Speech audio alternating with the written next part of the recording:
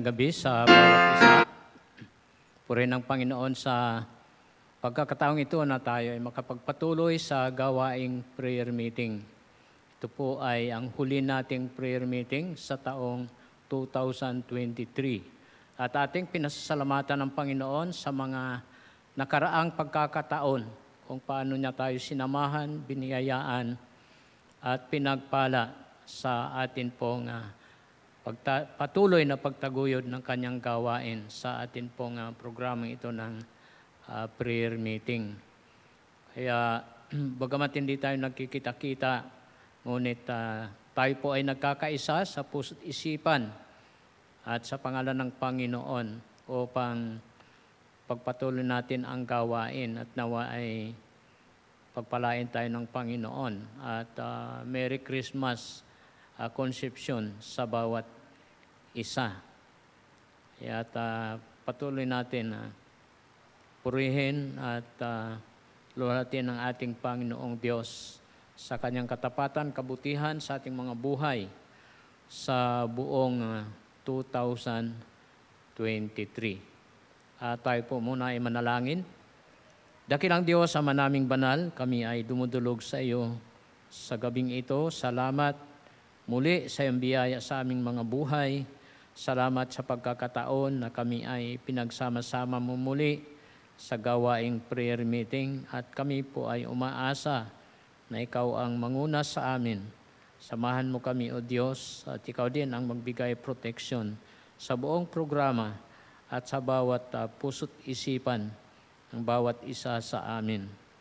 Marapatin mo kami, Diyos, upang ikaw po ay aming itaas, aming sambahin at luwalhatiin sa aming mga puso't isipan sa pagkakataon. Pinagkakatiwala namin sa iyo, aming buong programa at sa gabay at pag-iingat mo. Itong aming samot pananalangin sa pangalan ni Jesus na aming Diyos at tagapagligtas at sa kapangyarihan, gabay ng banal na Espiritu. Amen. Okay, so welcome po sa bawat isa sa ating gawain ngayong gabi. Sa ating pagtalakay, ang atin pong paksa ay 7 mga kamangha-mangha sa habag ng Diyos. Ang ating talata magkita sa aklat ng Isaiah 1:18. Ito pong sabi ng talata, magsiparito kayo ngayon at tayo magkatuwiranan, sabi ng Panginoon. Bagaman ang inyong mga kasalanan ay maging tila mapula, ay maging mapuputi na parang nibi. Bagaman maging mapulang gaya ng matingkad na pula, ay magiging parang balahibo ng tupa. Ang talatang ito ay napaka-positibo para sa sangkatauhan na nagkasala laban sa Diyos. Dahil sa dakilang pag-ibig ng Diyos sa tao, ay isinugo niya ang kanyang bugtong na anak sa lupa sa pagkatawang tao. Dahil dito ay kumilos ang biyaya at habag ng Diyos para sa kaligtasan ng tao. Ang batas at hustisya sa kasalanan ay ganap na napagsilbihan at lubos na natugunan sa sakripisyo ni Kristo sa krus. Kung kaya't nagkaroon ng kamangha-mangha sa habag ng Diyos para sa kapatawaran sa kasalanan ng tao. Kaya una po dito sa ating pagtalakay, mga bagay na kamangha-mangha sa habag ng Diyos na una, ang Diyos ay sadya o talagang magpapatawad. Ito po ang kamangha-mangha. Ang tao ay nakundina na sa kaparusahan ng kasalanan. Ngunit ito po ang kamangha-mangha sa biyaya ng Diyos na mayroong tiyak na kapatawaran. Kaya ang Panginoong Diyos dito sa ating talata ay nag-iimbita. Magsiparito kayo ngayon at tayo ay magkatuwiranan. Ang pinaka-importante na problema ng tao na dapat marisolba ay kung paano mapatawad ang kanyang kasalanan. Ito ay naging posible dahil sa sakripisyo sa krus ni Kristo. Sa una, si Kristo ay nag-apila sa Ama, nakiusap na kung maari hindi na siya magsakripisyo o kung maari hindi na siya mamatay sa krus. Ngunit alam ni Jesus na kailangan ng tao ang habag at kapatawaran. Kaya sinabi niya, hindi ang akin, kundi ang kalooban mo ang masunod. Ito po ang mabiyayang salita ng ating Panginoong Hesus, alang-alang sa habag at kapatawaran para sa tao. Hindi siya ang masunod, kundi ang kalooban ng Ama. Na ang Ama ang nagplano para sa kapatawaran at katubusan ng tao, at ito ay gagampanan ng ating Panginoong Hesukristo, at ito po ay kanyang lubos na tinanggap. Nang siya nakabayubay sa krus ay kanyang sinabi, Ama, patawarin mo sila sapagkat hindi nila alam ang kanilang ginagawa. So nang binabayaran niya na ang kasalanan sa krus, ito na kaagad ang unang mga salitang namutawi sa kanyang bibig, ang patungkol sa kapatawaran ng tao, sapagkat hindi nila alam ang kanilang ginagawa. Ang mga kasalanan, kasamaan na ginagawa ng tao, hindi nila alam na sila ay gumagawa ng laban sa Diyos. Ngunit ito ay binayaran ng ating Panginoong Hesukristo, kaya ang kanyang apila ay ang kapatawaran sa kasalanan ng tao. Yan makita natin sa Luke 23:34. Ang mapatawad ang lahat na kasalanan ng tao ay unang tagumpay na kanyang mararanasan sa buhay. Si ang tao, kapag hindi napatawad ang kanyang kasalanan, anuman ang kanyang kalagayan, gaano man karangya, gaano man katagupay ng kanyang buhay dito sa lupa, kung hindi siya napatawad sa kanyang kasalanan, ay tiyak na kanyang tatanggapin ang kahatulan at kaparusahan ng kanyang kasalanan, na ito ay kanyang pagsilbahan ng walang katapusan sa dagat-dagatang apoy. Kaya ito po ang pinakamahalaga, ang unang tagumpay na maranasan ng tao sa buhay ay ang mapatawad ang kanyang kasalanan. Ngunit ang malaking problema sa tao ay binabaliwala ang kapatawaran sa kanyang kasalanan. O salip na ito ay pinaka-importanteng problema na pag-isipan ng tao kung paano mapatawad ang kanyang kasalanan. Ngunit marami sa tao ay binabaliwala ang kapatawaran sa kanyang kasalanan. At marami sa iba ay idinadaan sa maling paraan. Halimbawa, pag Semana Santa, yung ibang mga tao ay talagang aktwal na nagpapapako sa krus, sapagkat ang kanilang layunin ay upang mapatawad ang kanilang kasalanan. Mabuting motibo, ngunit maling paraan. Ang iba ay nagpapakatapat, nagiging dibutado sa kanilang relihiyon sa pamamagitan ng relihiyon o sa pamamagitan ng pagiging reliyoso o sa paggawa ng mabuti. Ang kanilang layunin ay upang mapatawad ang kanilang kasalanan, at hindi po nila naintindihan ang paraan ng Diyos, ang ginawa ni Kristo, ang tanging paraan upang mapatawad ang kasalanan. Kaya ang Diyos ay mayroong imbitasyon, magsiparito kayo ngayon at tayo ay magkatuwiranan. Sa pangalawa po, na ang Diyos ay handang magpatawad sa lahat. Ito ay kamanghamanghang bagay dahil sa habag ng ating Panginoong Diyos. Magsiparito kayo ngayon. Ang Diyos ay handang magpatawad sa bawat isang tutugon sa kanyang panawagan, sa kanyang imbitasyon. Lahat na tutugon sa imbitasyon na ito ay mapapatawad. Ayon po kay Apostol Pedro sa 2 Pedro, kabanatang 3, talatang 9, ang katuparan ng pangako ay hindi inaantala ng Panginoon tulad ng inaakala ng iba. Siya ay mapagtiis sa atin. Hindi niya nais na ang sinuman ay mapahamak, kundi ang lahat ay magsisi. Ito po ang saloobin ng ating Panginoong Diyos. Kaya siya ay nagpapahinuhod, mapagtiis sa atin, dahil hindi niya nais na ang sinuman ay mapahamak, kundi ang lahat ay magsisi upang magkaroon ng kapatawaran sa kasalanan. Nandiyan na ang habag ng Diyos. Nandiyan na ang lahat ng kanyang provisions at pamamaraan. Kaya siya ay nagbibigay pagkakataon sa tao na makapagsisi upang mapatawad. Ang pagsisisi ay pagbago ng pag-iisip, pagtalikod sa kasalanan at pagharap sa Diyos sa pagbabalik loob. Sa Acts 20:21, na masikap kong pinatutuhanan ang pagsisisi sa Diyos at pananampalataya sa Panginoong Hesukristo, kapwa sa mga Hudyo at sa mga Grego. Yan po ang pagsisisi. Ayon kay Apostol Pablo ay pagsisisi sa Diyos Ama sa pamamagitan ng pananampalataya sa Panginoong Hesukristo upang magkaroon ng kapatawaran.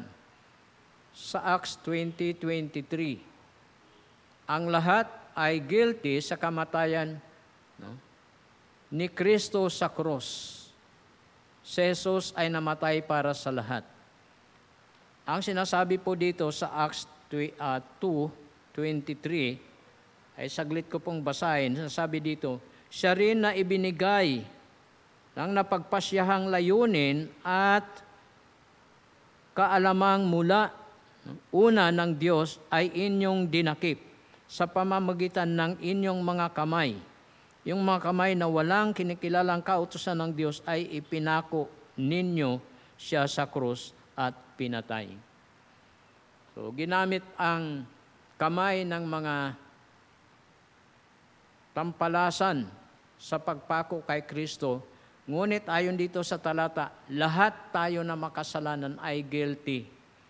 Dahil ang kasalanan po natin ang nagpako kay Kristo sa krus. Kaya lahat tayo ay guilty sa kamatayan ni Jesus. At si Jesus ay namatay para sa ating lahat.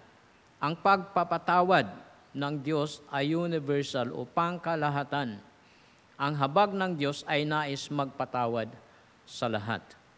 Ngunit nandyan ang kanyang imbitasyon, kailangan tayo ay magsiparoon at magkatuwiranan sa ating Panginoong Diyos. Sa pangatlo, na ang Diyos ay bumaba sa lupa upang makipagkatuwiranan sa mga makasalanan. Ito po ang pangatlong bagay na kamangha-mangha patungkol sa habag ng Diyos. Na ang Diyos ay bumaba sa lupa, iniwan ang kanyang trono sa langit upang makipagkatuwiranan sa mga makasalanan, sapagat ang nais ng Diyos na ang tao ay mapatawad at maligtas. Kaya sa Isaiah 7:14, sinasabi doon na ang Panginoon ay magbibigay ng tanda. Narito ang isang dalaga ay maglilihi at manganganak ng isang lalaki, tatawagin ang kanyang pangalan Emmanuel, na ang kahulugan ay ang Diyos ay sumasa atin. Yan po ang Diyos na mula sa langit bumaba sa lupa sa pagkatawang tao. Siya ay nagpakatao, nag-anyong alipin, nagpakababa upang makipagkatuwiranan sa mga makasalanan.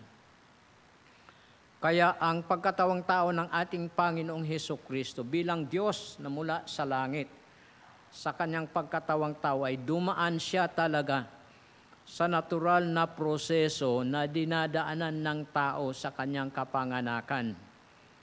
Kailangan niya talagang ipaglihi at ipagdalan tao na sa normal na pagdadalang tao ay 9 na buwan sa sinapupunan, at yun ay pinagdaanan talaga ng ating Panginoong Hesukristo, sapagkat yun po ang larawan ng biyaya ng Diyos na inaabot ang kalalagayan ng tao. Kaya ang sabi sa Pilipos 2, siya ay nagpakababa, nag-anyong alipin, nakitulad sa tao, at dumaan siya sa pagkasanggol, dumaan siya sa sinapupunan, sapagkat yun po ang kamanghamanghang biyaya ng Diyos na dinanas ni Kristo. Yun po ang sabi sa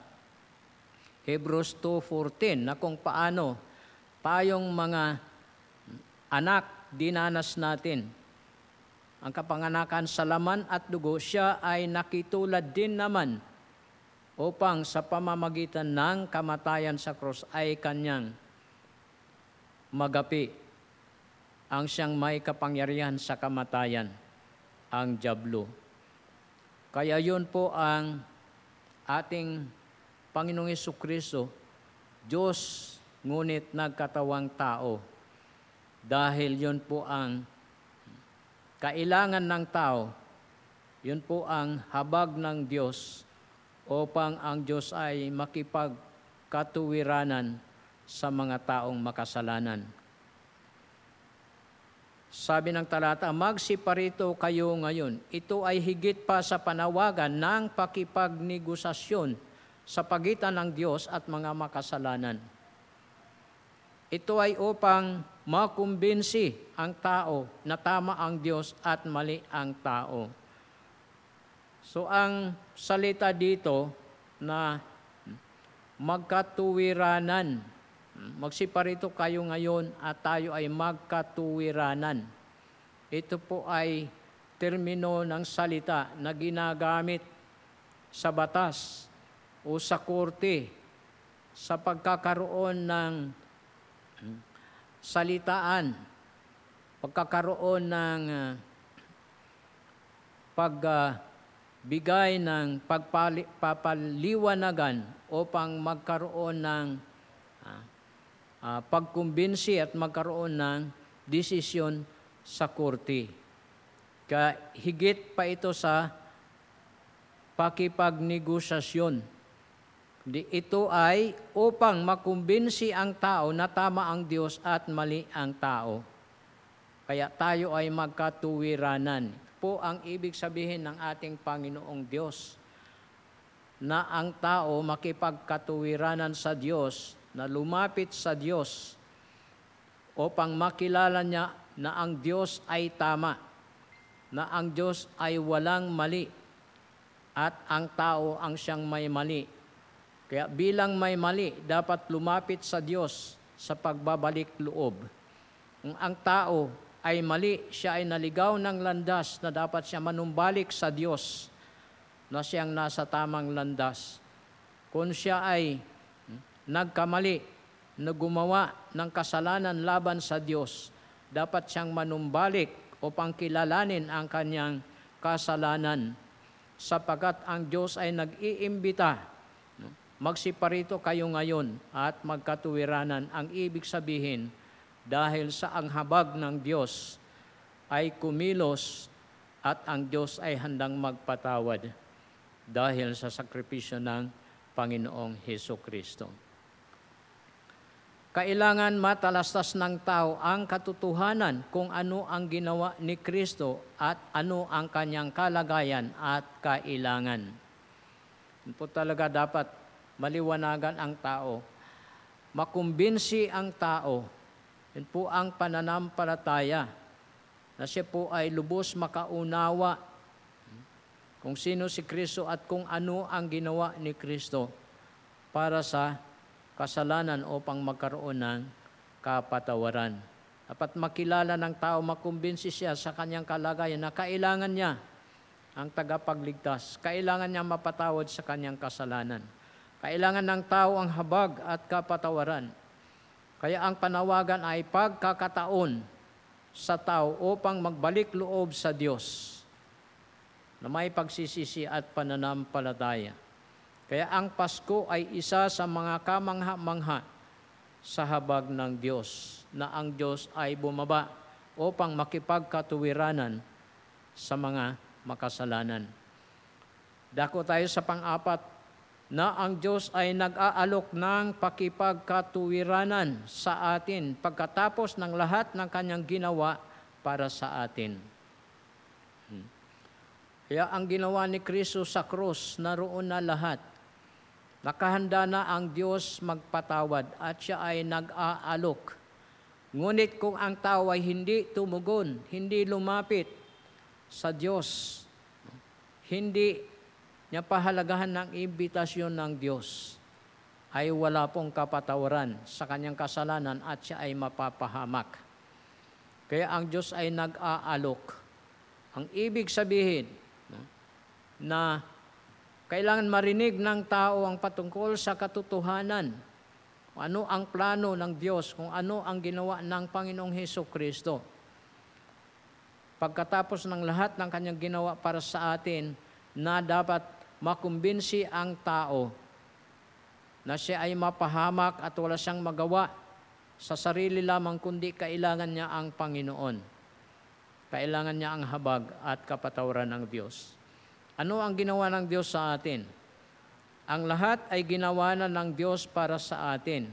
Kaya sa Roma 1, talatang 20, kaya nga wala na silang anumang maidahilan, sapagkat ipinahayag na ng Diyos ang patungkol sa pagka-Diyos ang lahat upang makilala siya at ang tao ay wala nang maidahilan pa. Ang mga bagay na hindi nakikita ay hayagang nakikita. Katulad ng Diyos, ang Panginoong Kristo ay nahayag. Ang Diyos Espiritu na hindi nakikita, ngunit si Kristo ay nagkatawang tao at bumawa sa lupa at nakikita siya ang kapahayagan ng Ama. Kahit ang tao ay wala nang maidadahilan.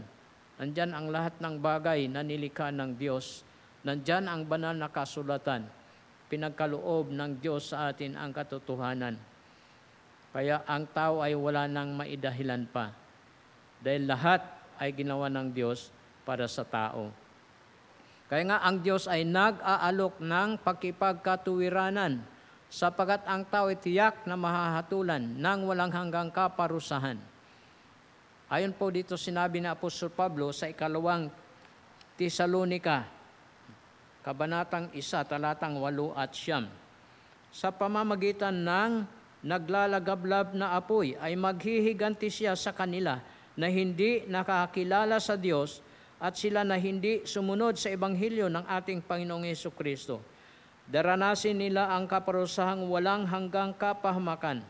Ito ay ang pagkahiwalay mula sa harapan ng Panginoon at mula sa kalulhatian ng kanyang kalakasan.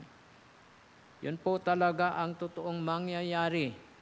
Ito po ay nasa katotohanan ng salita ng Diyos na kung ang tao ay hindi tumugon sa imbitasyon ng Diyos, siya po ay talagang tiyak na nasa kahatulan at kanyang daranasin ang kaparusahang walang hanggan. Ang sabi po dito, sa pamamagitan ng naglalagablab na apoy ay maghihiganti siya sa kanila na hindi nakakilala sa Diyos, sila na hindi sumunod sa ebanghelyo ng ating Panginoong Hesukristo.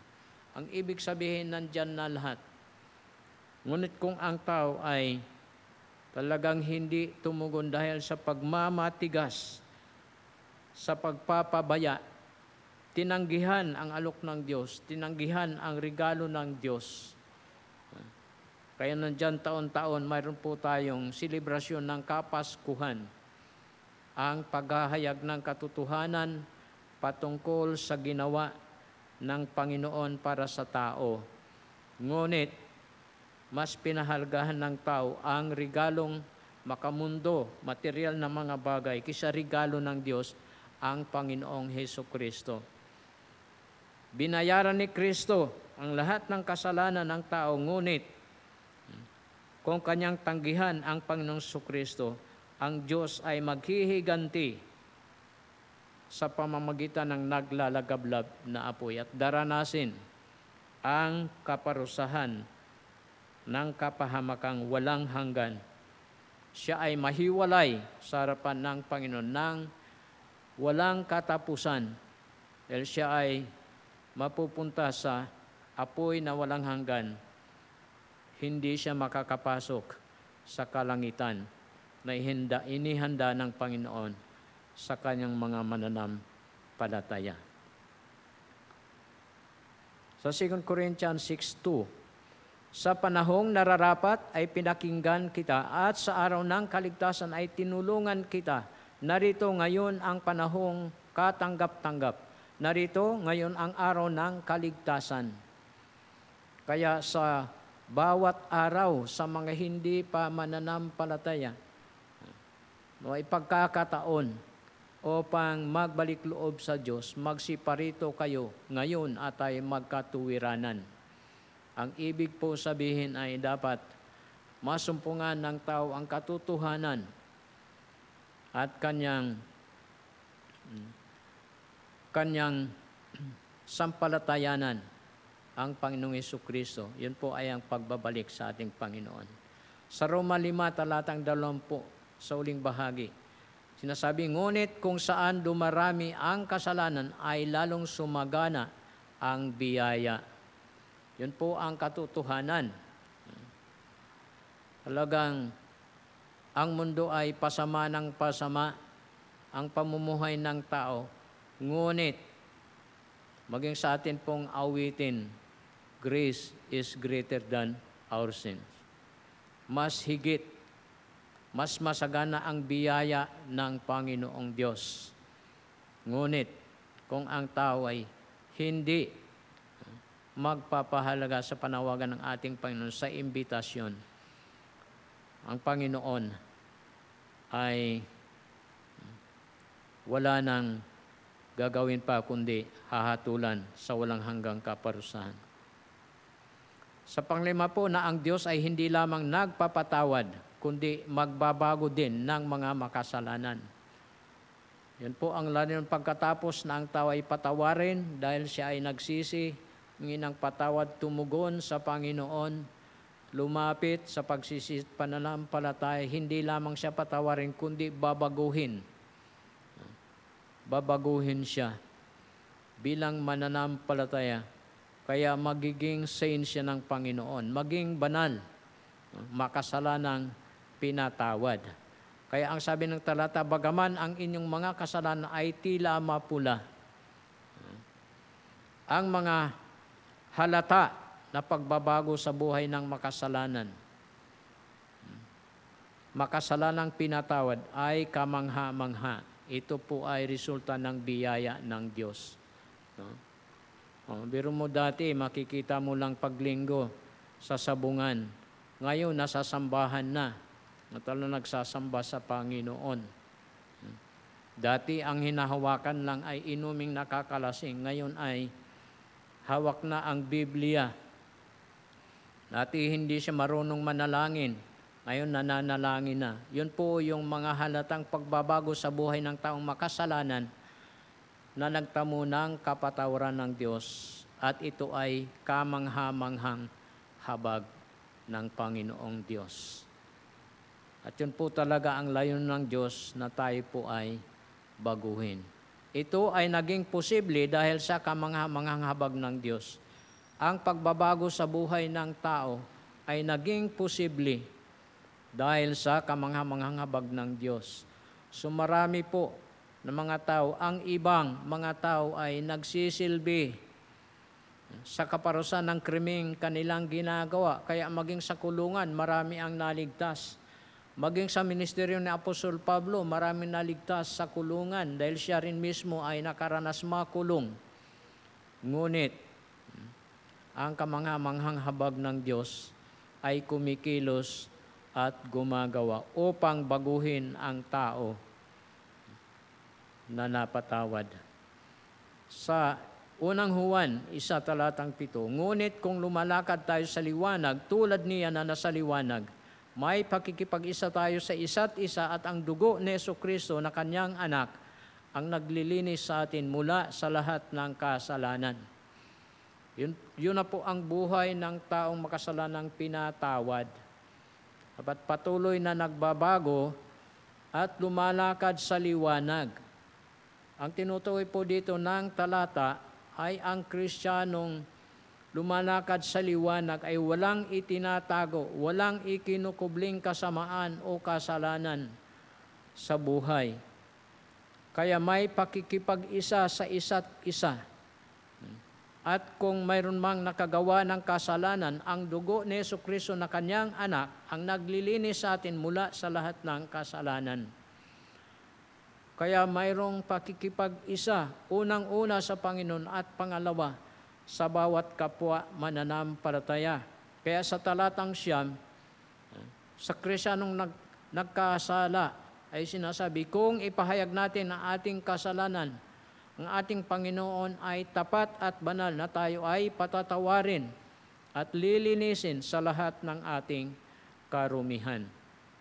Yan po ay bahagi ng pagbabago sa buhay ng mananampalataya. Bagamat nandyan pa, kung minsan ang pagkakasala, ang Diyos ay handang magpatawad.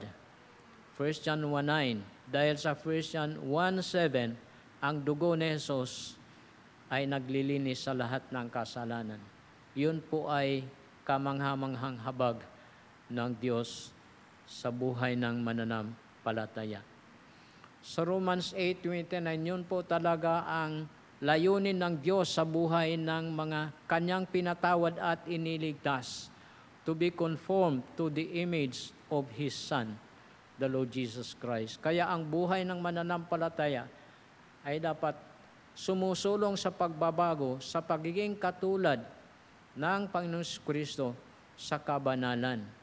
So mayroong proseso at mayroong progreso sa kabanalan. Bagamat hindi natin ito maabot ang pagiging perpekto ng ating kabanalan sa ating buhay dito sa lupa, ngunit darating ang ating Panginoon Kristo na sa rapture, sa isang kisap mata, tayo ay babaguhin, gawin tayong glorified katulad niya. Dahil ang sabi po ng ating Panginoon, sa sulat ni Apostol Pablo, siya na pasimula ng mabuting gawa sa atin ay siya rin ang magtatapos nito.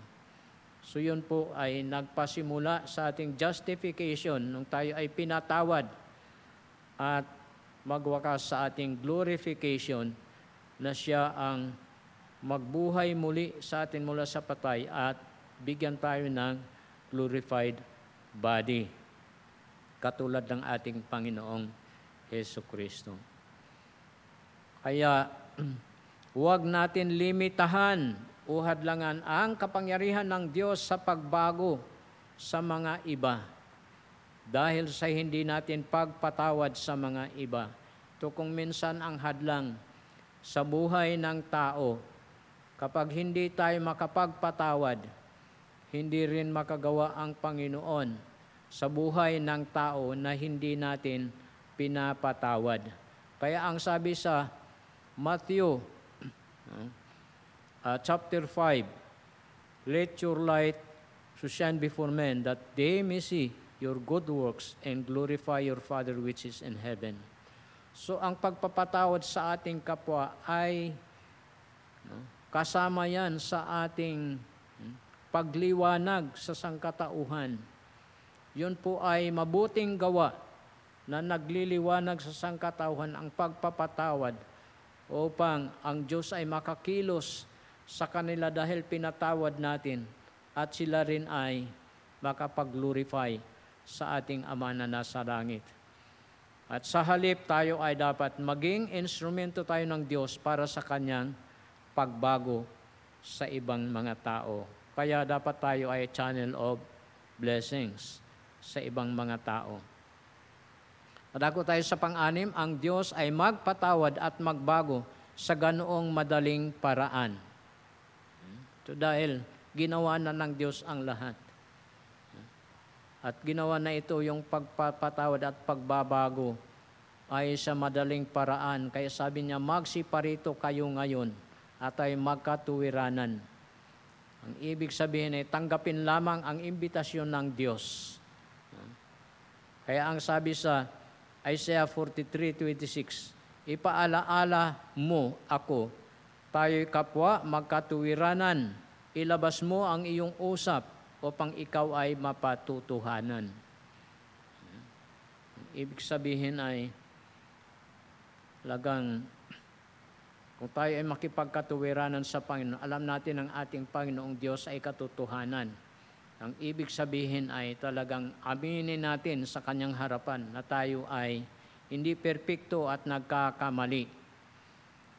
Upang sabi ko ay mapatutuhanan o tayo ay ma-justify. Kaya naging madali, ngunit ang mga tao ay dahil sa hindi nila naintindihan ay ginagawa nila ang mahirap na mga bagay. Kaya sabi kong ipahayag natin ang ating mga kasalanan. Sumadali na ang pagbabago at pagpapatawad dahil sa biyaya ng Diyos, ipahayag lamang. Ngunit ang mga tao ay talagang pinaghihirapan pa rin nila.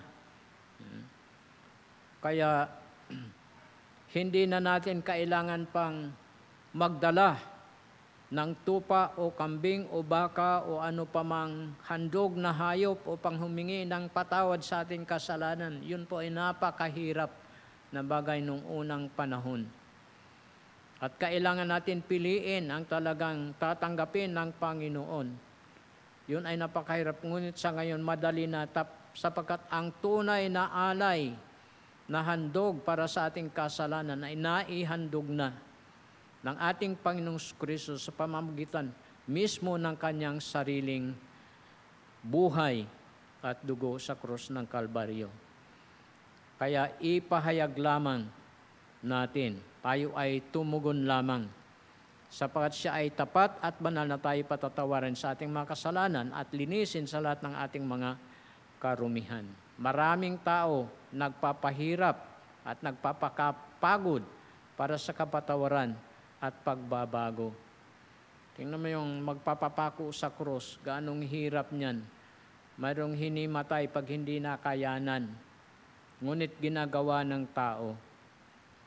Nagpapakahirap, nagpapakapagod. Hindi nila totoong kilala ang Diyos. Hindi nila nauunawaan ang Diyos.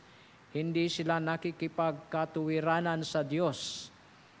Kaya hindi nila alam ang biyaya at habag ng Diyos. At dahil hindi sila tumugon sa imbitasyon ng Diyos, hindi sila nakipagkatuwiranan sa Diyos.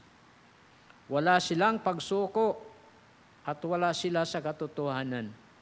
Naibuhos na ng Diyos ang biyaya at habag, ngunit nagpapakahirap pa rin sila sa paghingi. Dahil wala silang pananampalatayang nakasentro kay Kristo, nagsasarili o sinasarili nila ang pagbubuhat ng mabigat na pasanin. Kaya ang imbitasyon ng ating Panginoon Kristo dito sa Matthew 11:28-30. Ang sinasabi po dito sa Matthew 11:28-30. Ito po ang imbitasyon ng ating Panginoong Hesukristo. Kayong lahat na napapagal at nabibigat ang lubha, pumarito kayo sa akin at bibigyan ko kayo ng kapahingahan. Pasanin ninyo ang aking pamatok at ang aral. Mag-aral kayo sa akin, sapagkat ako ay maamo at mababang loob, at masusumpungan ninyo ang kapahingahan ng inyong mga kaluluwa. Ito ay sapagkat madaling dalhin ang aking pamatok at magaan ang aking pasan. So, pinasana ni Kristo ang lahat para sa atin. Ayon po ang kamangha-manghang habag ng Diyos. Ngunit maraming tao pa rin nagpapakahirap sa kanilang sarili sa walang kabuluhan. Dahil wala silang pananampalataya kay Kristo, patuloy nilang pinabibigatan ang kanilang mga sarili. Wala na silang mga aklat na talaan ng kasalanan sapagkat sila ay napatawad na. Matthew 25:46. Sila ay sa buhay na walang hanggan. Sila ay manahang kasama ng Diyos sa bagong langit at bagong lupa magpakailanman. At ako po tayo sa pangpito, na ang Diyos ay makapagpahinuhod pa rin sa mga pagtanggi. Kaya nandyan marami pa rin ang tumatanggi sa Panginoon hanggang sa ngayon. Ngunit ang ating Pangdiyos ay mapagpahinuhod pa rin, sapagkat hindi niya nais na ang sinuman ay mapahamak, kundi magsisi. Sa Matthew 23:37, Jerusalem, Jerusalem, ikaw na pumapatay sa mga propeta at bumabato sa mga sinugo sa iyo. Gaano kadalas kung ninais tipunin ang iyong mga anak katulad ng pagtipon ng inahing manok sa kanyang mga siso sa ilalim ng kanyang pakpak. Ngunit ayaw ninyo. Sa 2 Pedro 3:9, ang Diyos ay mapagpahinuhod sa atin at hindi niya ninanais na ang sinuman ay mapahamak, kundi ang lahat ay magkaroon ng pagkakataon upang magsisi.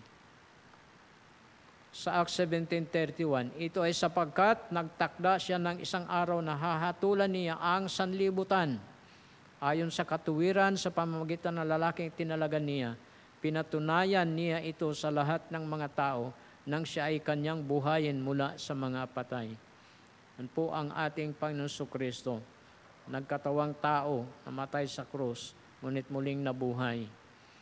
At yun ang, dahil dyan ay, ang Panginoong Diyos nagtakda ng isang araw upang hatulan ang sinumang tumanggi sa Panginoong Jesucristo. Ngunit hanggang ngayon ang ating Panginoong Diyos ay mapagpahinuhod.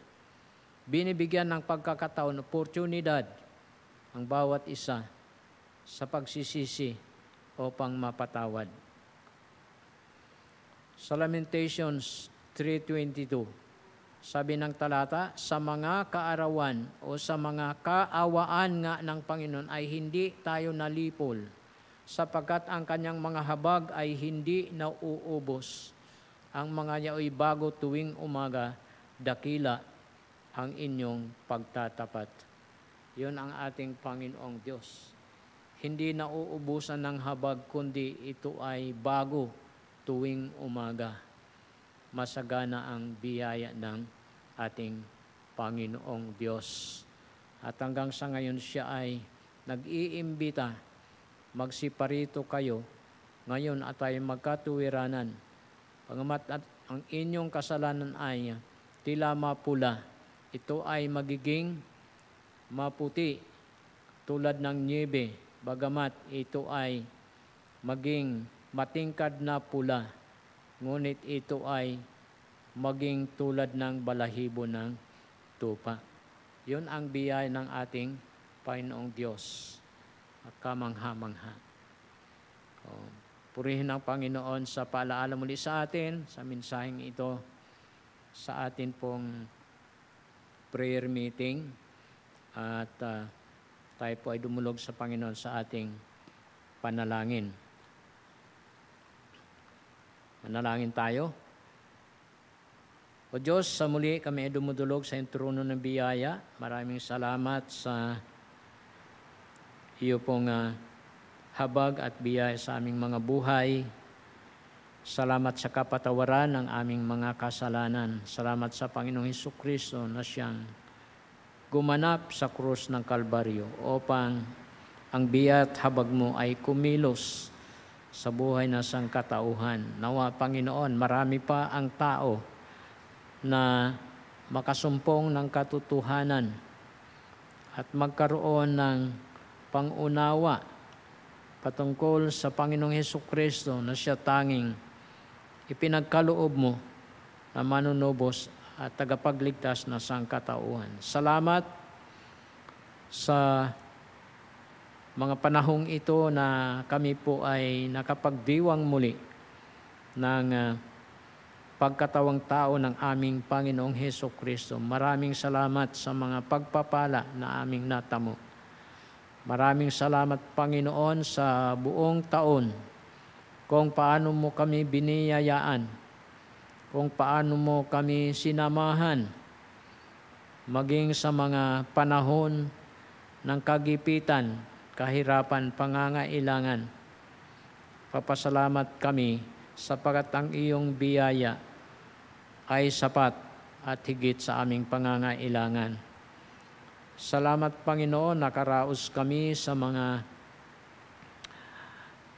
kahirapan sa aming mga buhay, sapat ikaw ang aming Diyos na makapangyarihan sa lahat, masagana sa pag-ibig at biyaya, ay hindi mo kami pinababayaan.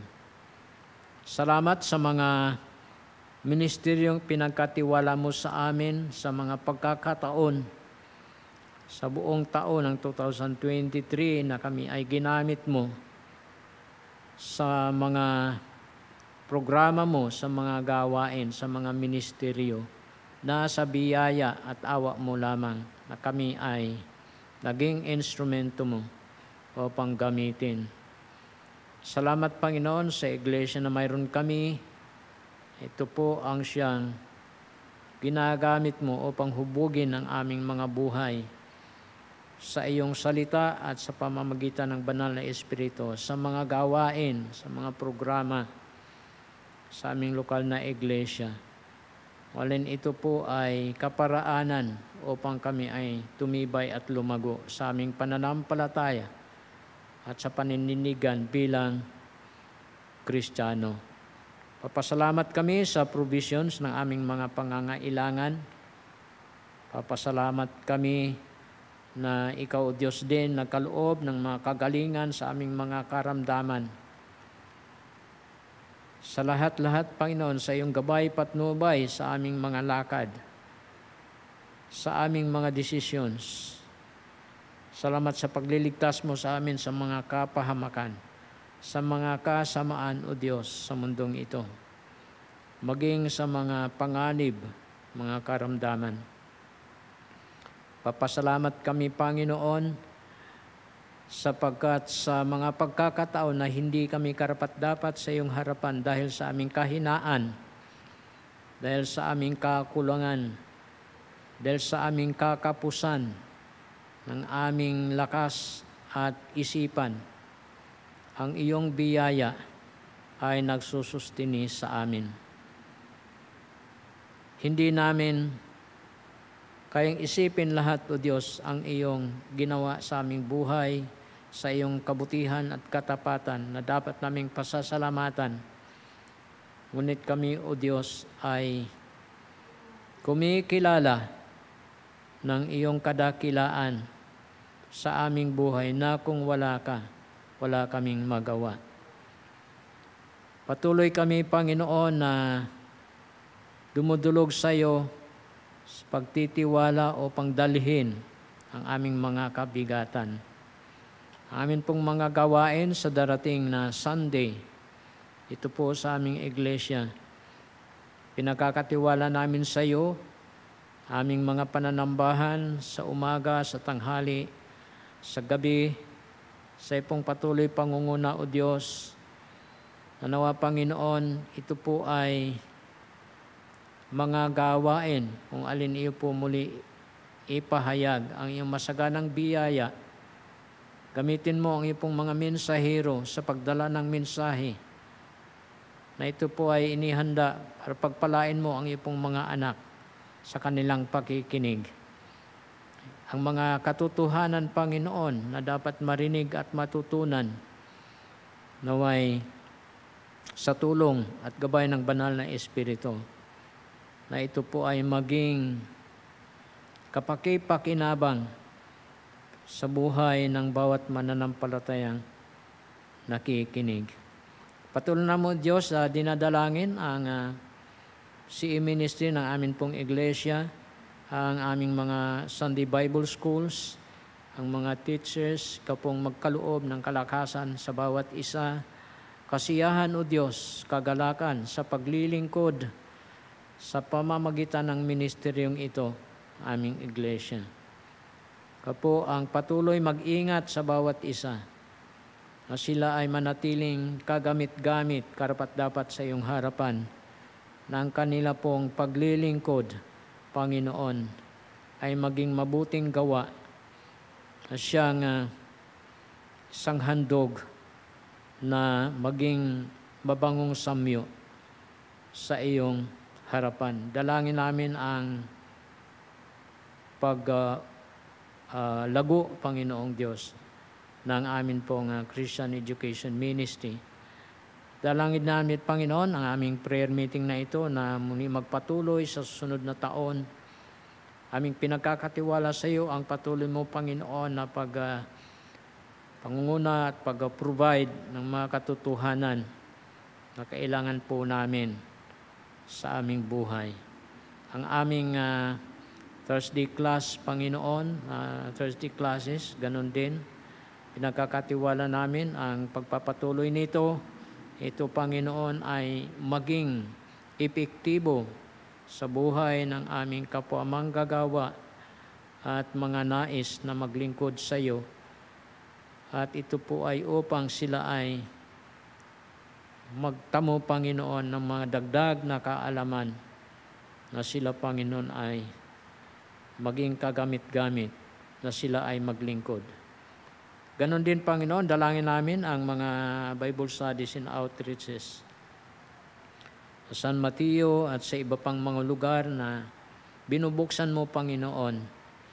Kaya salamat sa buhay ng iyong pong mga lingkod na nagpapagamit, Pastor Rene, Pastor Jess, Brother Bart, Brother Bong, at iba pang sumasama sa kanila, nakikibahagi sa gawain ito. Ingatan mo sa kanilang mga biyahe, at ganoon din, Panginoon, na ang kanila pong mga ginagawa, O Diyos, ay kaaya-aya sa iyong harapan, kalugod-lugod, na ang iyong katotohanan ay lalong naipapahayag sa ikaunawa at ikatututo sa ikaliligtas ng kaluluwa. Kaya pagpalain mo na, Panginoon, mga gawain sa Villanueva Residence. Kanunin, O Diyos, ang pagtuturo sa mga bata at Bible study. O po ang magpala sa iba pang mga lugar, Panginoon. Dalangin namin maging ang gawain sa Calamba, lalo ng pangangailangan ng full-time pastor. At ang programa, ganun din ang pangangailangan. Salamat sa mga kapatiran na nagpupursige upang ipagpatuloy ang iyong gawain, O Diyos. At ikaw nawa kumilos at gumawa, Panginoon, sa gawain na ito. Ganun din sa Paniki Tarlac at sa ibang mga kaiglesia-hanan. Ikaw po ang magpala sa mga missions, sa mga missionaries na ginagamit mo.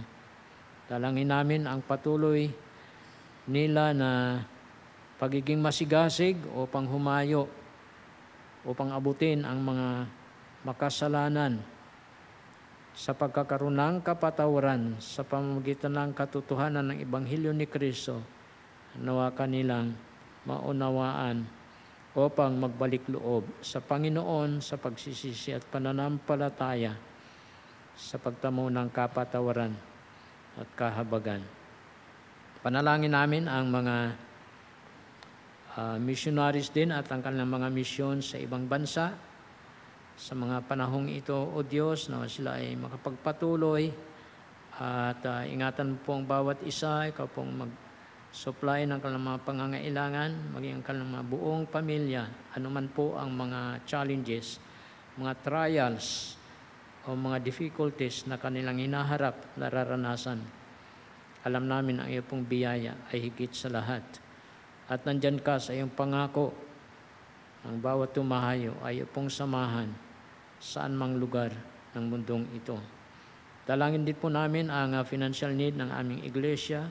Salamat sa provision mo at patuloy, Panginoon, naming kahilingan upang ang lahat ng pangangailangan financial ay matutustusan.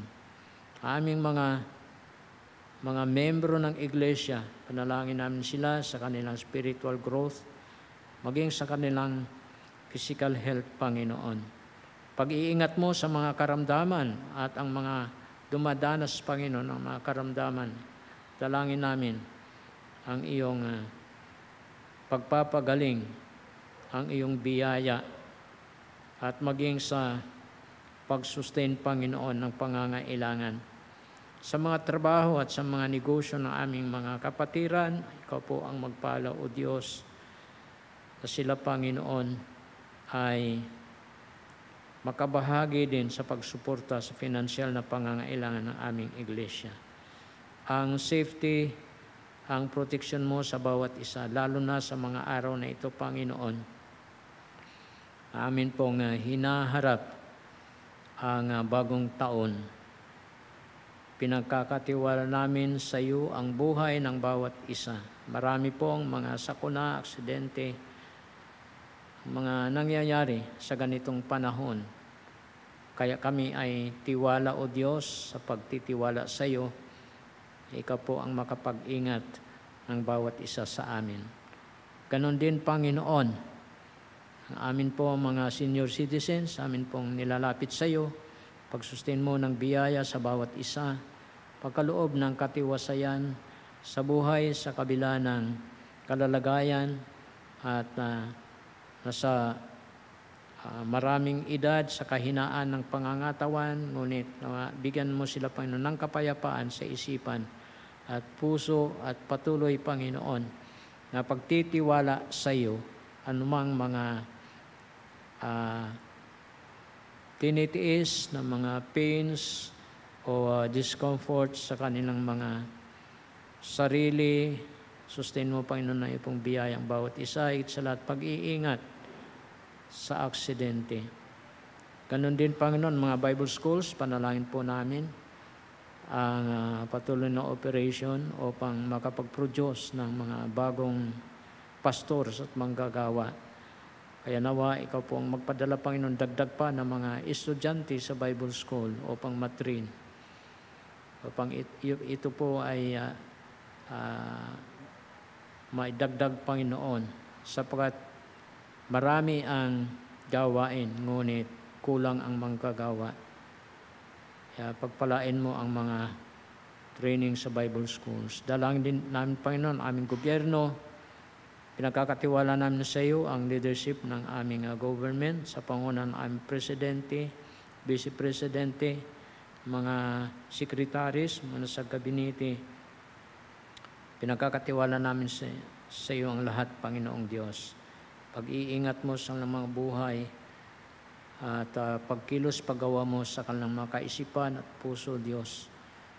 Naway magkaroon sila, Panginoon, ng tamang motibo sa panunungkulan na sikapin nila, Panginoon, maipagkaloob sa buong sambayanan ang mga bagay na makakatulong lalo na sa panahong ito ng kahirapan ng buhay. Ganon din, Panginoon, sa peace and order ng aming bansa. Sa mga issues, sa mga usapin, hiling po namin ang iyong divine intervention, O Diyos. Ano ay mangibabaw, Panginoon, magtagumpay ang kabutihan sa mga decisions at dalangin namin, Panginoon Diyos, na ang kabutihan na siya pong mananatili. Dalangin namin ang pagsawata ng mga karahasan, mga katiwalian, mga kasamaan.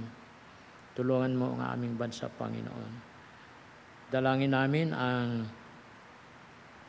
aming mga mahal sa buhay, kanilang mga kaligtasan. Kaligtasan, Panginoon, ng mga tao wala pa sa pananampalataya, lalo na sa mga panahong ito na maraming mga trahedya, sakuna, maraming mga nasasawi. Panalangin namin ang panibagong taon na nawa dakilang Diyos sa biyaya at awa mo. Ito po ay maging masaganang taon. Masagana sa gawain, sa paglilingkod, masagana sa pag-ani ng kaluluwa at sa paglago at pagtibay ng mga mananampalataya.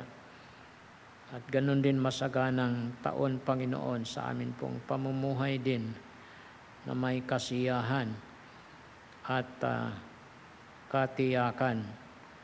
Pinagkatiwala namin sa iyo, O Diyos, lahat. Sapat ikaw lamang ang aming Diyos na walang imposible pagkatiwalaan. Ikaw ang aming Diyos na sagana sa pag-ibig at biyaya. Kaya sa iyo lamang namin maipagkakatiwala ang lahat. Maraming salamat sa pagkakataon sa gabing ito sa aming pag-aaral at pananalangin. Sa pangalan ni Kristo Jesus na aming Diyos at tagapagligtas at sa pangyarihan at gabay ng banal na Espiritu. Amen. Okay, muli magandang gabi po sa lahat at Merry Christmas. Pagpalain nawa tayo ng Panginoon.